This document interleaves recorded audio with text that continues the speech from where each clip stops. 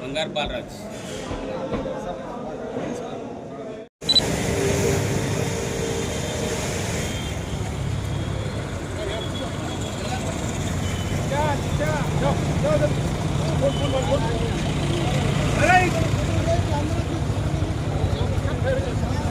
Telangana Sardar Telangana tiger Manikrao గారి 9వ వర్ధంతి సందర్భంగా ఇక్కడికి విచ్చేసిన పెద్దలు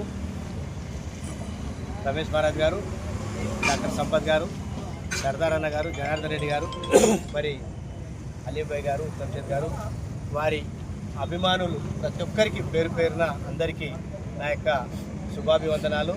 ముఖ్యంగా మాణిక్రావు గురించి ఎంత చెప్పినా తక్కువనే. ఆయన ఈ తాండూరు గడ్డలో ఏదో మారుమూల ప్రాంతమైన కర్ణాటక బార్డర్ బషీరాబాద్లో జన్మనిచ్చి ఈరోజు దేశం మొత్తం పేరు సంపాదించుకున్న వ్యక్తి మాణిక్రావు గారు. ఆయన ఒకటే తపన, ఏ రోజు కూడా ఆయన ఏదైతే ఆయనకు తెలివి వచ్చిందో ఆ రోజు నుంచి కూడా ఈ జనం అట్టడుగున ఉన్న బీసీ, ఎస్సీ, ఎస్టీ, మైనార్టీస్ ఈ వర్గాలు ఉన్నాయి, వెనుకబడి ఉన్నది ఈ భారతదేశంలో చాలా పెద్ద కుటుంబం ఇది. వీళ్ళనందరినీ ఏ విధంగా పైకి తేవాలనే ఆలోచన చేసే వ్యక్తి మాణిక్రావు గారు. అటువంటి వ్యక్తిని మనం కోల్పోవడం, మరి ఆయనను చిరస్మరణంగా మనం స్మరించుకుంటున్నాం. ఎందుకంటే ఈ అట్టడుగు వర్గాలను ఎవరైతే పట్టించుకుంటారో వారు చాలా గొప్ప వ్యక్తిగా తీర్చిదిద్దడం జరుగుతుంది. ఆ రోజులో మాణిక్రావు గారు వీళ్ళనే కాకుండా మరి ఆయనతో పాటు ఉన్నత వర్గాల వ్యక్తులను కూడా పక్కన తీసుకొని వారికి కూడా సహాయం చేయడం. ఈ రాజకీయంలో గాంధీ భవన్నే ఆయన ఇంట్లో రప్పించిన రోజులు ఉన్నాయి. ఆ రోజు ఇందిరా కాంగ్రెస్, రెడ్డి కాంగ్రెస్ ఇద్దరు డివైడ్ అయినప్పుడు గాంధీ భవన్లో ఇందిరాగాంధీని రానియకపోతే ఆయన లక్కడికిలా ఫుల్లో ఉన్న ఆఫీస్లో గాంధీ భవన్ కాంగ్రెస్ పార్టీ పేరు మీద ఆఫీస్ పెట్టి నడిపించిన వ్యక్తి మాణిక్రావు గారు. ఇటువంటి వ్యక్తులు చాలా తక్కువ ఉన్నారు.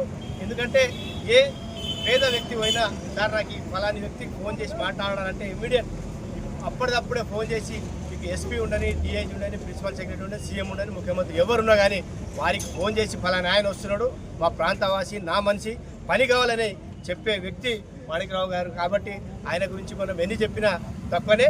ఆయన ఆశయాలను మనమందరం ఏదో ఈరోజు ఒక్కరోజు వచ్చి మాణిక్రావు గురించి మాట్లాడుకోవడం కాదు. ఆయన ఆశయాలు ఏవైతే ఉన్నాయో ఆ ఆశయాలను తీర్చాలంటే మనమందరం ముందుండి పనిచేయాలని చెప్పుకునే అవకాశం ఉంది. माणिकराव साहब के तमाम कांग्रेस पार्टी के लोग और दूसरे पार्टी के भी लोग जो माणिकराव साहब को चाहने वाले थे, आप सब लोग यहाँ पर मौजूद हैं कि माणिकराव साहब एक ऐसी हस्ती है, इनके बारे में बोलना शुरू करें तो पूरी शाम हो जाती है। मैं आपको सिर्फ ये बताना चाह रहा हूँ कि इनकी अच्छाई बताना हमारे इसमें नहीं है। लास्ट टाइम हमारी एक्स प्रेसिडेंट गोयल साहब, एक्स प्रेसिडेंट ऑफ इंडिया, उन्होंने माणिकराव साहब के बारे में नाम लेके बताए थे माणिकराव साहब क्या हस्ती है। ये माणिकराव साहब आने के बाद ही बीसी की एक पहचान हुई, नहीं तो कौन किधर था क्या था वो नहीं था। ये आने के बाद बीसी को, माइनॉरिटीज़ को, बहुत जनों को साथ दिए थे माणिकराव साहब। क्योंकि आज कई लोग जो हमारे इसमें देख रहे हैं, कई लोग हमारे माइनॉरिटीज़ में कई लोग रिटायरमेंट हुए जो माणिकराव साहब के पीरियड में एक लेटर पे नौकरी मिलती थी। माणिकराव साहब का वैसा होल्ड था, ऑफिशियल वो होल्ड वैसी था। उन्होंने एक फ़ोन मारे कहीं भी कोई भी डिपार्टमेंट तो वो इमीडिएट वो काम जाने से पहले काम होता था। वैसी शख्सियत थी, आज हमारे बीच में मौजूद नहीं है। हम जब भी उनका ये मनाएंगे हम यही सोचेंगे कि हमारे हिस्से से एक शख्सियत हमारे हिस्से से चले गई जो अगर रहती। और रमेश साहब उसको लेके चल रहे हैं। मैं शुक्रिया अदा करता हूँ उनका भी, उनकी फैमिली का भी, जो फिर भी माणिकराव साहब को बराबर वह लेके चल रहे हैं। वो चीज़ रमेश साहब में भी आने बोल के उम्मीद करते हैं, दुआ करते हैं। छोटी सी बात మాణిక్రావు గారి 9వ వర్ధంతి సందర్భంగా ఆయనకు తాండూరు కాంగ్రెస్ పార్టీ తరఫున ధన్యవాదాలు అర్పిస్తున్నాము. ఈ సమావేశానికి వచ్చిన పెద్దలు మా రమేష్ గారు, మరి ఇతర మిత్ర బృందానికి అందరికీ నా నమస్సమాంజలు.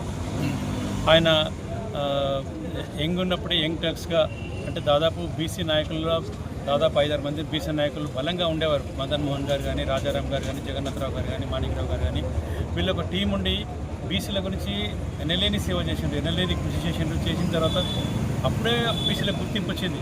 లేదంటే డెఫినెట్గా వాళ్ళ కృషి చేసినందుకే మనం ఈ స్థాయిలో ఇప్పుడు ఈరోజు ఇక్కడ మాట్లాడుతున్నామంటే వాళ్ళు చేసిన కృషి అనే కృషి యొక్క ఫలితమని చెప్పక తప్పదు. అలాగే మాణిక్యరావు చేసిన తాండ్రు కానీ చేసిన కృషి కానీ, తర్వాత ఉమ్మడి ఆంధ్రప్రదేశ్ చేసిన కృషి కానీ అనిర్వచనీయం. అటువంటి మహా గొప్ప మనిషిని తలుచుకుంటూ ఆయనకు నివాళులర్పించి ఆయన అడుగుజాడలు నడవాలని అందరినీ కోరుకుంటున్నాను. వర్ధంతికి వచ్చిన కాంగ్రెస్ నాయకులకు అందరికీ పేరున నమస్కారం.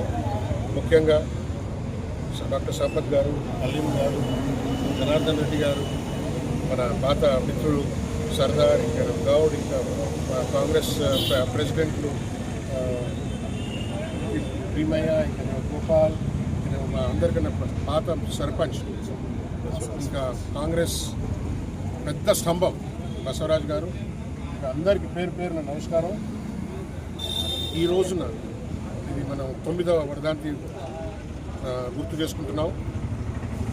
అందరు చెప్పిన విషయాలు మనం విన్నాం. ఒకరొకరికి వాళ్ళ అంటే స్వయం ఎక్స్పీరియన్స్లు ఉన్నాయి, మనం అందరికి విన్నాం. ఇక నేను దానికి ఎక్కువ చెప్పలేను, ఎందుకంటే రాజకీయంగా నేను ఆయనతో ఎక్కువ మూవ్ కాలేదు. నేను మూవ్ అయింది బిజినెస్లో మూవ్ అయినాను, అందుకొరకు రాజకీయ విషయాలు నేను చెప్పలేను. కానీ ఆయనతో నేను బిజినెస్లో నేర్చుకున్నది చాలా గొప్ప విషయాలు. అందుకొరకు నేను ఎక్కడి నుండో ఆ బిజినెస్ చాలా పెద్దగా చేయడం జరిగింది. నేను ఒక్కటే చెప్తున్నాను, అందరు వచ్చినందుకు, ఇంకా నేను అందరు ఇంత అభిమానం చూపించినందుకు, ఇంకా అందరికి ఒకటే విజ్ఞప్తి చేస్తున్నాను, రాబోయే కాలంలో కాంగ్రెస్కి ఇంకా గట్టిగా చేసే అవసరం ఉన్నది. ఎందుకంటే ఒకవైపు బీజేపీ పెరుగుతూ ఉంది, ఒకవైపు బీజేపీ బలం పెరుగుతూ ఉంది, మేము ఒకవైపు బీఆర్ఎస్ ఉంది. బీజేపీ బీఆర్ఎస్ కలిస్తే మనం అందరం చాలా బాధగా ఉంటాం. అయితే ఎటువంటి పరిస్థితుల్లో మనం అందరం ఐకమత్యంగా కాంగ్రెస్కి గట్టిగా చేసి మాణిక్యరావు గారి ఆశయాలు ఏమైతే మనము మాట్లాడుకున్నాం, బీసీ ఇంకా బడుగు బలహీన వర్గాల వరకు మనం అయితే పనిచేసే అవసరం ఉన్నది. దానికి మనం అందరం కలిసి గట్టిగా పనిచేసి ఆయన ఆశయాన్ని మనం నెరవేరుస్తామని చెప్పి చెప్పుకుంటూ అందరికి ధన్యవాదాలు చెప్పుకుంటున్నాం. జై హింద్. ఇంకనేమో ఇప్పుడు